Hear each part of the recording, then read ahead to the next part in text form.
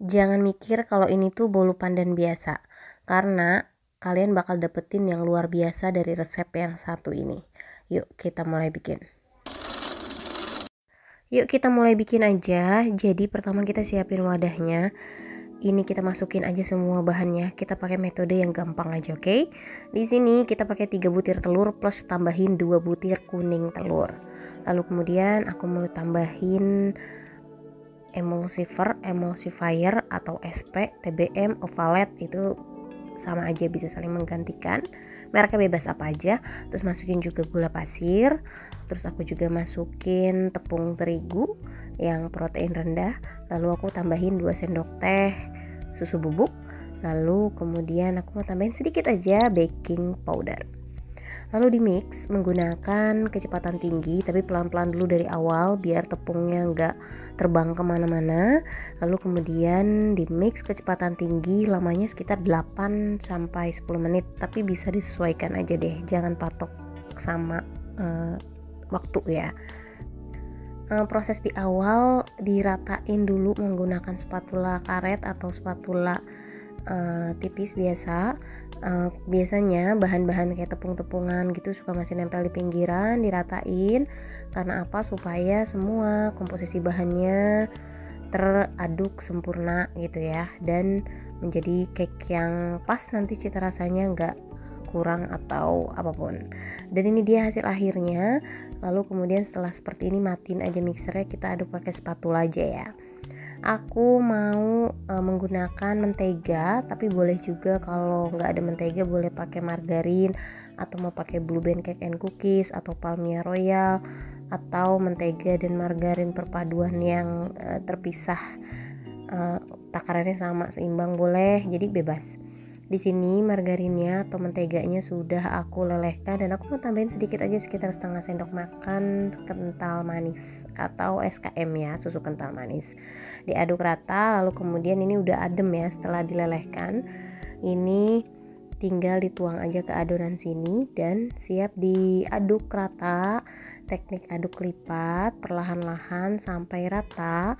Pastikan gak ada margarin atau butter leleh yang mengendap di bagian bawah. Kalau masih ada yang mengendap terus nanti udah terlanjur dituang ke loyang, nanti ada bagian cake yang mengeras kayak menjeli gitu lah, itu karena margarinnya gak rata teraduk.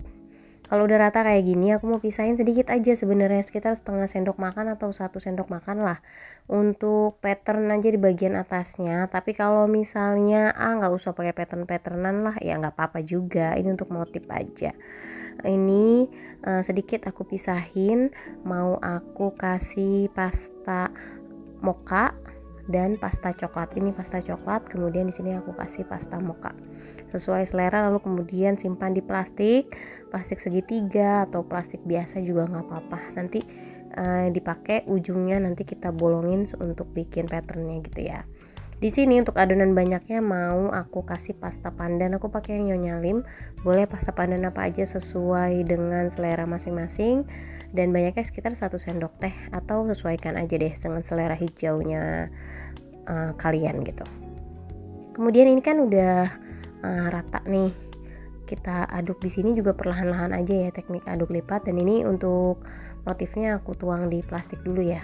Kemudian setelah selesai bagian motif coklat dan mokanya ini, oh iya jangan lupa saat proses ini sudah mulai memanaskan oven ya. Set di suhu 160 sampai 170 derajat, nanti kita panggang api atas bawah, lamanya sekitar 25 sampai 30 menit. Dan di sini kalau udah, ini untuk motifnya kita mau siapin loyangnya. Dan di sini aku pakai loyang ukuran panjangnya itu 22 cm, lebarnya sekitar 9 atau 10 cm, terus tingginya sekitar 7 cm. Di sini dioles dulu menggunakan Carlo, atau kalau nggak ada Carlo boleh dioles margarin dan ditabur tepung. Kemudian setelah rata dioles Carlo, ini siap untuk dituang adonan pandannya dulu. Tuang semua keseluruhannya. Kemudian dibersihin menggunakan spatula karet biar nggak mubazir.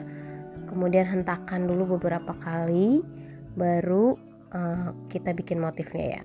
kurang lebih konsistensi adonannya seperti ini deh gitu, nggak kental banget tapi nggak encer banget.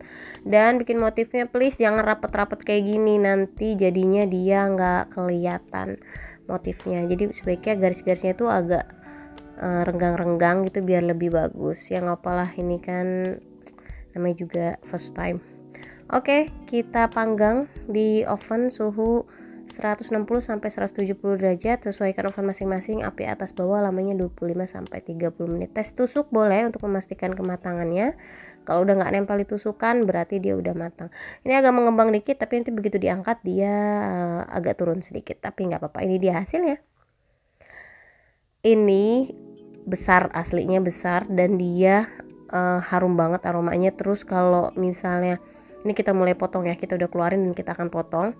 Jadi kalau kita potong dan kita gigit bersamaan antara cake hijaunya itu, pandannya dengan motifnya yang bagian atas itu, kayak berasa lagi minum kopi dan makan kue gitu barengan. Jadi di atasnya ada sensasi mocha coklat gitu kan, terus pas itu gigit bawahnya tuh manis, harum, aroma pandan tuh enak banget. Jadi komplit gitu rasanya, saling melengkapi. Dan yang paling menonjol dari resep ini adalah apa? Kelembutannya. Ini nggak biasa banget, lembutnya super lembut banget, nggak bikin seret sama sekali, dan ini enak banget. Terus dia tetap nyepon ya, kan ini memang judulnya pandan sponge cake. Lihat kelembutannya, dicoba di rumah ya. Boleh tulis di kolom komentar yang punya variasi cake pandan, apalagi siapa tahu kapan-kapan kita coba di sini. Jangan lupa juga untuk subscribe, like, comment, dan share video ini biar kita makin semangat upload video berikutnya. Thank you for watching.